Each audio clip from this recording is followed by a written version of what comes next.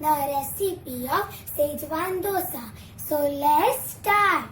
So ingredients of my recipe are some dosa batter, cheese which is grated, Schezwan chutney and some butter. So let's start. Now take some dosa batter and add salt as per taste, and then we are going to mix it properly. I mixed it properly and the consistency should be like this. And now we are going to go to the cooking process. Now take a pan and grease some butter on it. Let the butter melt. I spread the butter properly and now I am going to add the dosa batter in it. Spread it well. I spread it well and now we are going to cook it for 1 to 2 minutes.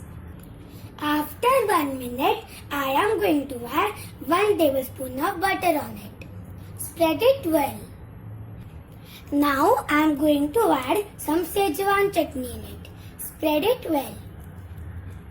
I spread it well and now I am going to add some grated cheese on it. I spread some cheese and now we are going to cook it until the cheese melts. The cheese has melted and now I am going to transfer it into a plate. I transfer it into this plate. So this is my delicious and tasty Schezwan dosa recipe. Give this recipe a try and enjoy.